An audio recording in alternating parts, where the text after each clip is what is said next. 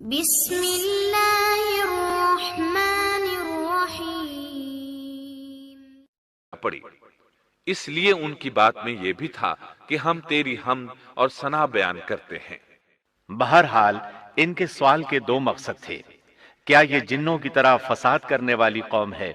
کیا ہم سے تیری عبادت میں کوتاہی ہوئی ہے؟ اس پر اللہ تعالیٰ نے فرمایا، جو میں جانتا ہوں وہ تم نہیں جانتے۔ اس موقع پر فرشتوں کے ذہنوں میں ایک اور بات بھی آئی۔ وہ آپس میں کہنے لگے کہ اللہ تعالیٰ جو بھی مخلوق پیدا کرے گا وہ ہم سے زیادہ معزز اور عالم نہیں ہو سکتی۔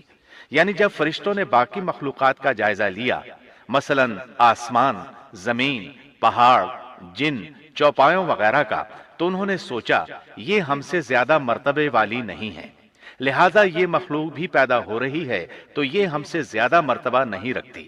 یہ ہمارا خاص مقام ہے کہ اللہ کی تسبیح میں مصروف ہیں، کفر سے محفوظ ہیں، ہر حکم بجا لاتے ہیں، اللہ کے تمام احکامات پورے کرتے ہیں، آسمان اور زمین میں اس کا حکم نافذ کرتے ہیں، اور اللہ کے نزدیک ہم سب سے زیادہ شرف والے ہیں۔ لہٰذا اگر یہ نئی مخلوق انسان بھی پیدا ہو جائے تو کیا ہوا، ہم سے زیادہ معزز اور علم والی تو نہیں ہوگی۔ بہرحال جب اللہ تعالیٰ نے آدم کو پیدا کیا تو زمین کی مٹی لانے کا حکم فرمایا، چنانچہ اللہ تعالیٰ کے پاس مٹی لائی گئی۔ امام ترمذی، ابن حبان اور امام احمد رحمت اللہ علیہم نے ایک حدیث بیان کی ہے جس کے الفاظ کچھ یوں ہیں: ان اللہ تعالی خلق آدم من قبضة قبضها من جميع الارض فجاء بنو آدم على قدر الأرض فجاء منهم الأحمر والأبيض والأسود وبين ذلك والسهل والحزن والخبيث والطيب۔ اللہ تعالیٰ نے آدم علیہ السلام کو مٹی کی ایک مٹھی سے پیدا فرمایا۔ اس مٹی کو اللہ تعالیٰ نے پوری زمین سے اٹھوایا تھا۔ یہی وجہ ہے کہ آدم کی اولاد زمین کے لحاظ سے ہی ظہور پذیر ہوئی۔ بعض سرخ رنگ کے ہیں تو بعض سیاہ اور بعض سفید، اور کچھ اس کے درمیان میں ہیں۔ بعض نیک ہیں، بعض خبیث، اور کچھ پاکیزہ قسم کے ہیں۔ انسان کی تخلیق مٹی سے شروع ہوئی، اس مٹی کو پانی سے تر کیا گیا تو یہ تین بن گئی۔ اسی وجہ سے قرآن مجید کی بعض آیات میں تراب کا لفظ آیا ہے۔ تراب خشک مٹی کو کہتے ہیں، اور بعض آیات میں تین کا لفظ آیا ہے۔ تین تر اور بھیگی مٹی کو کہتے ہیں۔ اللہ تعالیٰ فرماتے ہیں خلقہ من تراب، یعنی آدم کو تراب سے پیدا کیا گیا۔ مٹی کی عام حالت کو تراب کہتے ہیں، اور فرمایا اذ قال ربك للملائكة انی خالق بشرا من طین۔ جب آپ کے رب نے فرشتوں سے کہا کہ میں مٹی سے بشر کو پیدا کرنے والا ہوں۔ جب اس مٹی کو پانی سے زیادہ بھگویا گیا تو وہ لیسدار ہونا شروع ہو گئی، اسی لیے اللہ تعالیٰ نے فرمایا انا خلقناهم من طین لازب۔ ہم نے انسان کو لیسدار اور چپکنے والی مٹی سے پیدا کیا۔ پھر اللہ تعالیٰ نے اپنے مبارک ہاتھوں سے انسان کا ڈھانچہ تیار کیا۔ اللہ نے فرمایا خلقت بیدی، میں نے اپنے دونوں ہاتھوں سے پیدا کیا۔ اللہ تعالیٰ نے انسان کی خلقت فرشتوں کے سپرد نہ کی، بلکہ بذات خود اسے تخلیق کے مراحل سے گزارا اور اپنے ہاتھوں سے اس کی تصویر کشی کی۔ اللہ نے انسان کو پہلے ایک مورتی کی صورت میں ڈھالا، اس کے بعد ایک مقررہ مدت تک چھوڑے رکھا، یہاں تک کہ گیلی مٹی خشک ہو گئی اور اس کا رنگ سیاہ ہو گیا، بدبو آنے لگی، پھر وہ کھنکھناتی مٹی میں بدل گئی، اور آخرکار آگ پر پکی ہوئی مٹی یعنی فخار ٹھیکری کی صورت اختیار کر گئی، جس سے مٹکے وغیرہ تیار کیے جاتے ہیں۔ سیاہ مٹی کو ہماون کہتے ہیں، اور بدبودار کو مسنون کہتے ہیں، اور کھنکھنا کر بولنے والی مٹی کو سلسال کہتے ہیں، اور ठीकरी की तरह की मिट्टी को अल-फखार कहते हैं। मुख्तलिफ आयात में ये अल्फाज वारिद हुए हैं। وَلَقَدْ خَلَقْنَاكُمْ ثُمَّ صَوَّرْنَاكُمْ ہم نے تمہیں پیدا کیا اور پھر ہم ہی نے تمہاری صورت بنائی۔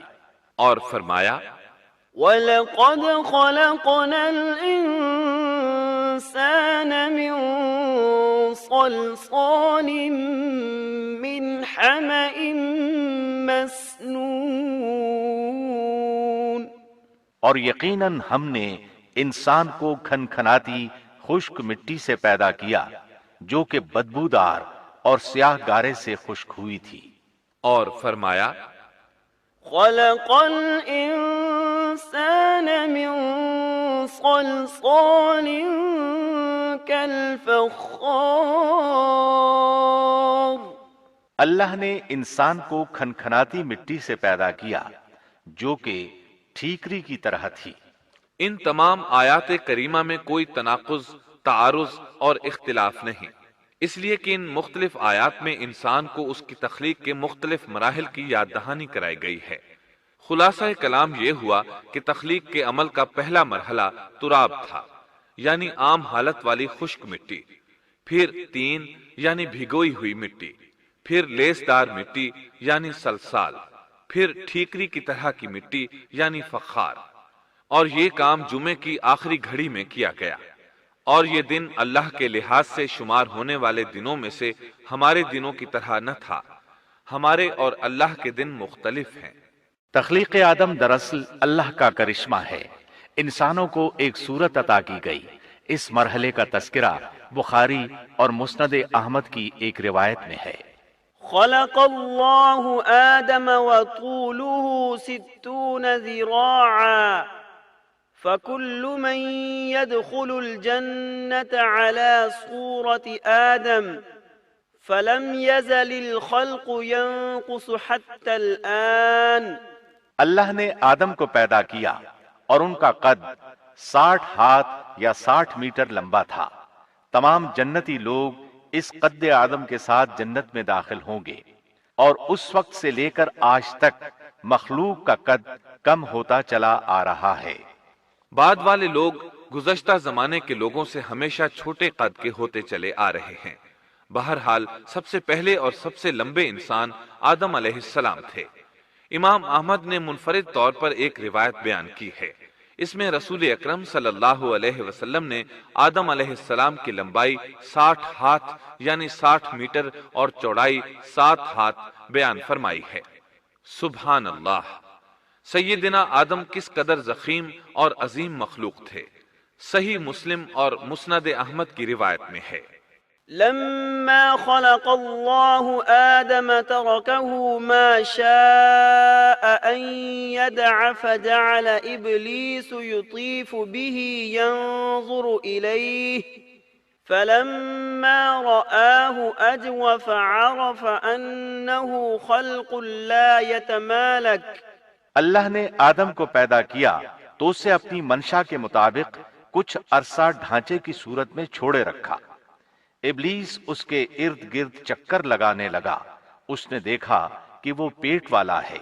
وہ سمجھ گیا کہ یہ مخلوق اپنے آپ پر کنٹرول نہیں کر سکے گی۔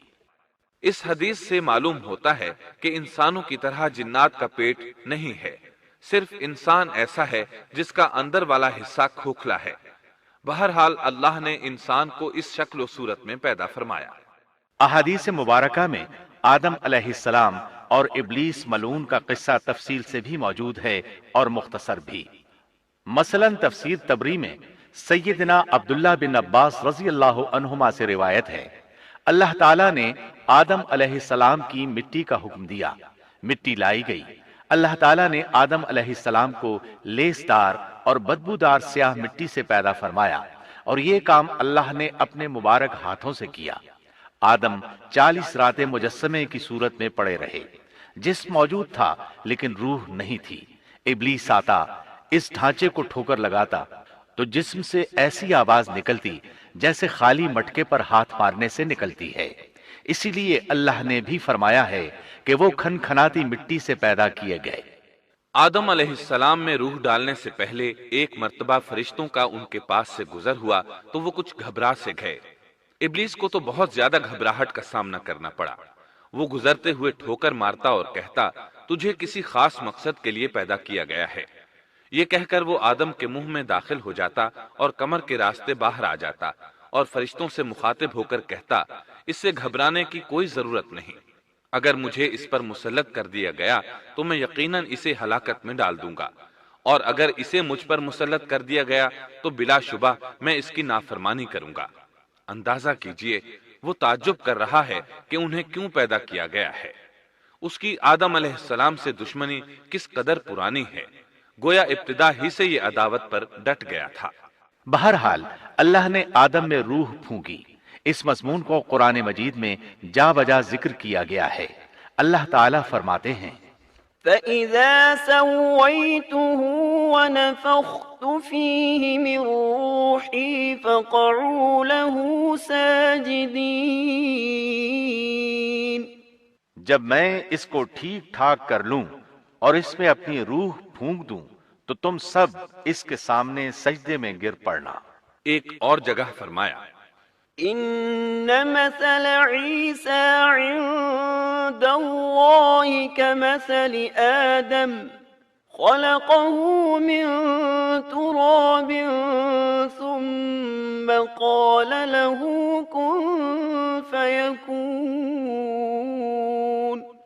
اللہ تعالیٰ کے نزدیک عیسیٰ علیہ السلام کی مثال ہو بہو آدم علیہ السلام کی مثال ہے۔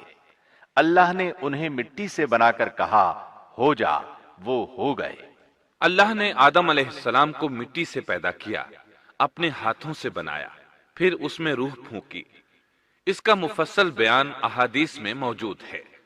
جب ان میں روح پھونکی گئی اور ابتدا میں روح جیسے ہی سر کے اندر داخل ہوئی، آدم علیہ السلام کو چھینک آ گئی۔ فرشتوں نے آدم علیہ السلام سے کہا، الحمدللہ کہیے۔ انہوں نے کہہ دیا۔ اللہ کی اس تعریف کے جواب میں اللہ تعالیٰ نے فرمایا، رحمک ربک، یعنی تجھ پر تیرا رب رحم فرمائے۔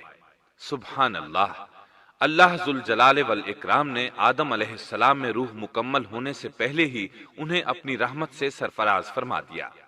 بہرحال جب روح ان کی آنکھوں میں داخل ہوئی اور انہوں نے جنت کے پھلوں کو دیکھا تو ان میں غور و فکر کرنے لگے۔ جب روح پیٹ میں داخل ہوئی تو کھانے کی طلب محسوس ہوئی۔ ابھی روح ٹانگوں تک پہنچی نہیں اور کھانے کی خواہش پہلے ہی محسوس ہونے لگی۔ اس جلد بازی اور عجلت کی وجہ سے اللہ تعالیٰ نے فرمایا، خلق الانسان من عجل۔ انسان جلد باز مخلوق ہے۔